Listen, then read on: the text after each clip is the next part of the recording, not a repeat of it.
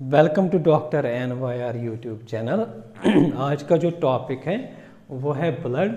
और ये जो ब्लड जो आता है ये नए चैप्टर हम स्टार्ट करने वाले हैं। इससे बॉडी फ्लूइड्स एंड सर्कुलेशन में ये आता है ब्लड, तो इसके बारे में हम पढ़ेंगे। Please take a screenshot. सबसे पहले हम देखेंगे ब्लड होता क्या है।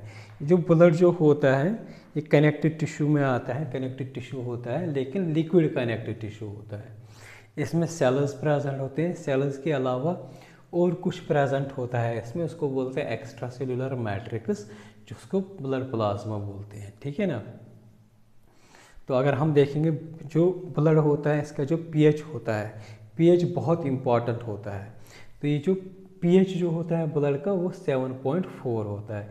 ये 7.4 जो होता है ब्लड का पीएच, चाहे वो किडनी में हो या कहीं पे भी जो ब्लड होता है, उसका ये जो 7.4 जो होता है वो कांस्टेंट रहेगा। ये चेंज नहीं हो जाए, चाहे छोटा बच्चा हो या बड़ा बच्चा, ब्लड का पीएच हमेशा 7.4 होता है। ये जो ब्लड का जो पीएच जो होता है ये 7.4 क्यों कांस्टेंट क्यों होता है? क्योंकि हमारी जो किडनी होती हैं, किडनी के ऊपर एक ग्लैंड होता है, दोनों किडनियों के एक एक ग्लैंड होता है ऊपर यहाँ पे, जिसको हम बोलेंगे एड्रिनल ग्लैंड। ठीक है ना। ये एड्रिनल ग्लैंड है जो किडनी के ऊपर होता है। दूसरा जो होता है हाइपोथैलेमस, हमारे ब्रेन जो होता है, ब्रेन में एक पोर्शन होता है जिसको बोलते हैं हाइपोथैलेमस। हाइपोथैलेमस, इस हाइपोथैलेमस से सिक्रेट होता है एडीएच, एंटी डाययूरेटिक हार्मोन। ठीक है ना। ये पिट्यूटरी ग्लैंड जो होता है उसका जो पोस्टीरियर लोब जो होता है, ये दो लोब्स होते हैं पिट्यूटरी ग्लैंड में, एक होता है फ्रंट वाला, दूसरा पीछे जो वाला उसको बोलते हैं पोस्टीरियर लोब। ये जो एडीएच होता है बनता है हाइपोथैलेमस से, लेकिन ये स्टोरेज पोस्टीरियर पिट्यूटरी में रहता है। और दूसरा जो एड्रिनल ग्लैंड जो होता है किडनी के ऊपर, यहाँ से हार्मोन निकलता है एल्डोस्टेरोन। ठीक है ना। एल्डोस्टेरोन प्लस एडीएच की दोनों की एक्शन की वजह से जो पीएच का जो होता है ब्लड का वो कांस्टेंट रहता है 7.4। ये जो दो हार्मोन्स जो आते हैं एड्रिनल ग्लैंड से आते हैं aldosterone, ALDOSTERON, aldosterone plus ADH, ये कहाँ से आएगा? हाइपोथैलेमस से। इन दोनों हार्मोन्स, ये जो दो हार्मोन्स जो हैं ये क्या करते हैं, ये इस पीएच को कांस्टेंट करने में हेल्प करते हैं। अगर हम देखेंगे ब्लड जो होता है मेल एडल्ट अगर इसका नॉर्मल साइज मतलब ज़्यादा ओवर मतलब 6-7 फीट का अलग होगा, लेकिन नॉर्मल हम देखते हैं नॉर्मल साइज जो होता है एडल्ट मेल, इसमें जो ब्लड प्रेजेंट होता है वो 5.5 से 6 लीटर लगभग प्रेजेंट होता है।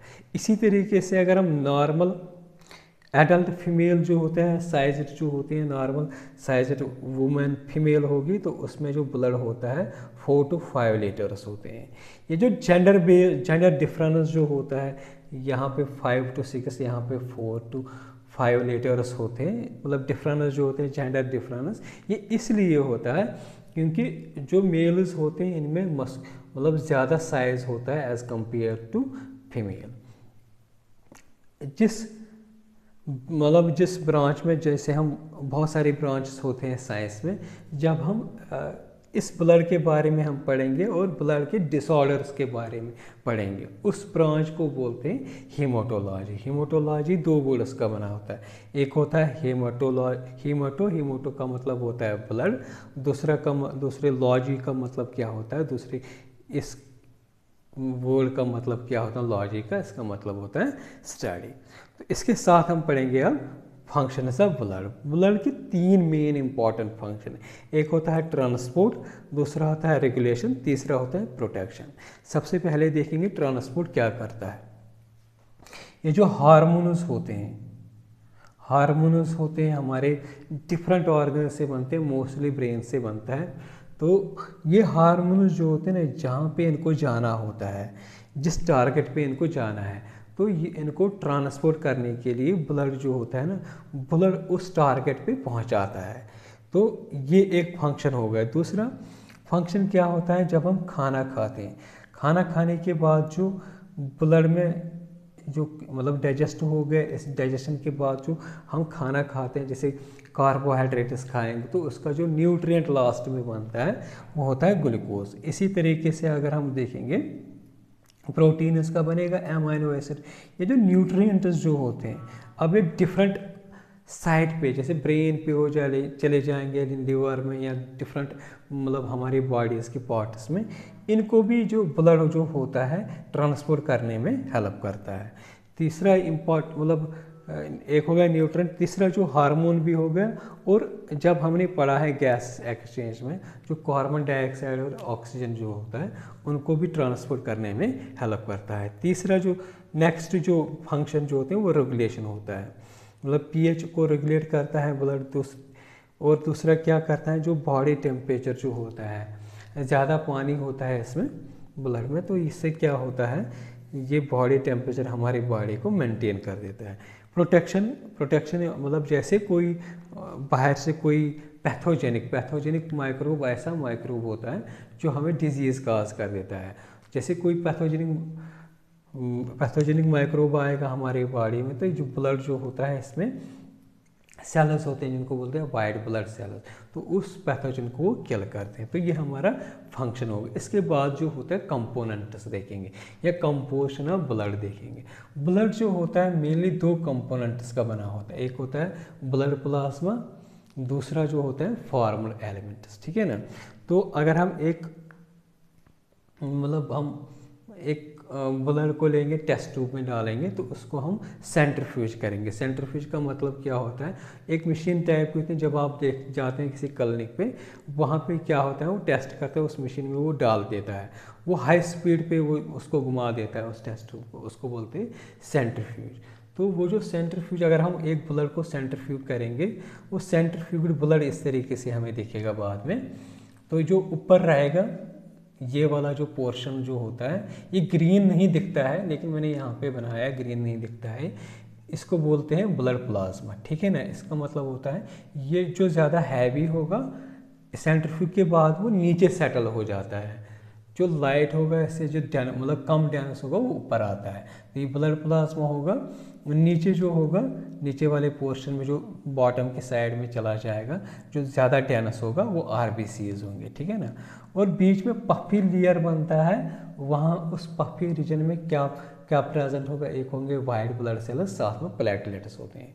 तो ये जो दो कंपोनेंट्स होते हैं इस ब्लड के, एक होता है ब्लड प्लाज्मा, ये बिल्कुल water liquid extra cellular matrix होता है ब्लड में, इसमें डिजॉल्व्ड सब्सटेंस है। और ये अगर हम देखेंगे ब्लड का कितना परसेंट रहता है, ये ब्लड प्लाज्मा 55% रहता है, ज़्यादा मतलब ब्लड में ज़्यादा यही ब्लड प्लाज्मा ही होता है। तो इसके बारे में नेक्स्ट वीडियोस में और पढ़ेंगे, इसमें क्या फंक्शन है ब्लड प्लाज्मा क्या कर, यहाँ हम एक ओवरव्यू दे देंगे। तो ये 55% होता है ब्लड का। दूसरे जो होते हैं फॉर्मल एलिमेंट्स में क्या आते हैं, ये पूरे WBCs आएंगे, प्लेटलेट्स आएंगे, RBCs, मतलब यहाँ से लेके यहाँ तक पूरा फॉर्मल, यहाँ पे सेल्स आते हैं इसमें, ठीक है ना। और सेल्स के कभी कभी फ्रैगमेंट्स भी होते हैं, सेल्स की फ्रैगमेंट्स, ये लगभग 45% ब्लड का होता है, ठीक है ना। ये हो गया हमारा 55 और ये होता है 45, जिनको बोलते हैं फॉर्मल एलिमेंट्स। तो इनका नाम अलग, अगर रेड होगा इसमें ये सेल्स जो होते हैं, अगर ये रेड होंगे तो इनको बोलेंगे RBCs, इनको भी आगे हम पढ़ेंगे रेड क्यों होते हैं, इसको आगे नेक्स्ट वीडियोस में हम अच्छे से पढ़ेंगे। अगर पेल या कलरलेस होंगे तो हम इसको बोलेंगे WBCs, वाइट ब्लड सेल्स, ठीक है ना।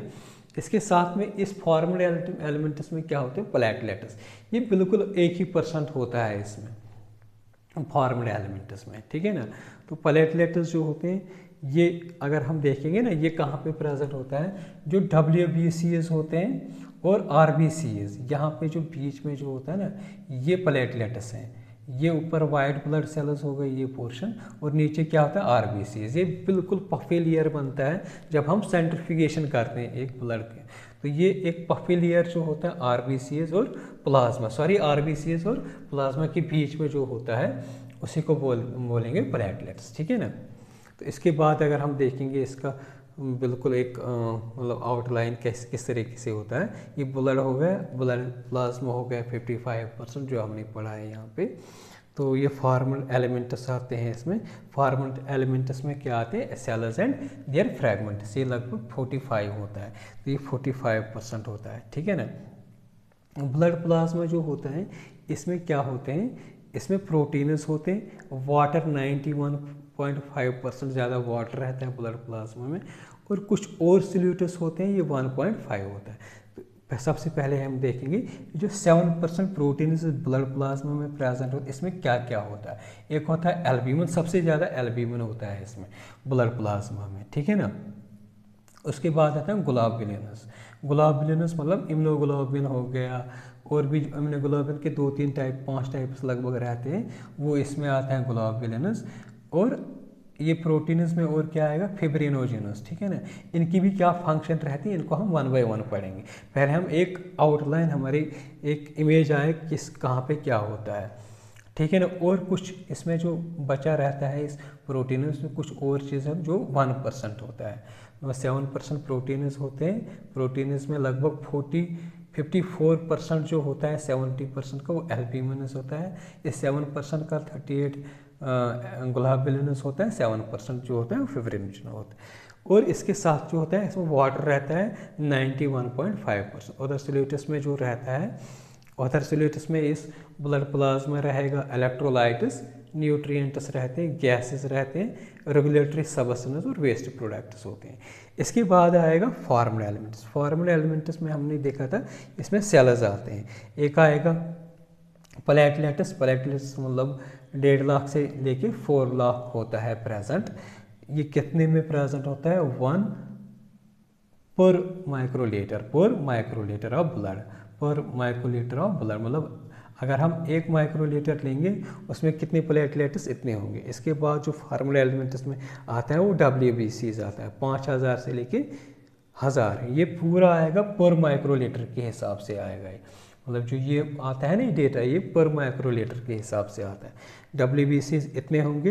ये नॉर्मल मतलब अगर हम इसके ऊपर जाएंगे ना या नीचे जाएंगे, वो कुछ डिसऑर्डर होता है, इसको भी हम आगे आगे पढ़ेंगे। तो नॉर्मल ये जो होता है एडल्ट में इतना होता है, कोई इन्फेक्शन ना हो या कोई डिसऑर्डर ना हो तो इतना होगा। इसके बाद आता है RBCs आते हैं, 4.8 मिलियन टू 5.4 मिलियन आते हैं RBCs, ठीक है ना।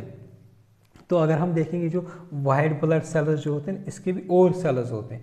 पहले नंबर पे आएगा न्यूट्रोफिल्स जो 60 to 70% कंपोज करता है इस RBCs का, ठीक है ना। इसी तरीके से हम और भी पढ़ेंगे, लिम्फोसाइट्स होंगे, ठीक है ना। लिम्फोसाइट्स के बाद जो होता है मोनोसाइट्स होंगे, मोनोसाइट्स के बाद इसिनोफिल्स आएगा, बेसोफिल्स। ये सब जो है ना 1 बाय 1 हम नेक्स्ट वीडियोस में अच्छे से पढ़ेंगे। इनकी फंक्शन क्या होती हैं, ये क्या करते हैं, इनको भी बिल्कुल नेक्स्ट वीडियोस में हम अच्छे से पढ़ेंगे। तो यहाँ पे हमने एक आउटलाइन दिखाया है, ब्लड क्या होता है, ब्लड प्लाज्मा क्या होता है, वाइट ब्लड सेल्स जो होते हैं वो कहाँ पे बनेंगे, RBCs क्या होते हैं। नेक्स्ट वीडियोस में हम इनको 1 बाय 1 पढ़ेंगे। अगर आप लोगों को हमारा ये वीडियो अच्छा लगा होगा, प्लीज़ इस चैनल को सब्सक्राइब कर दीजिएगा, वीडियो को लाइक एंड शेयर कर दीजिएगा। Thank you very much.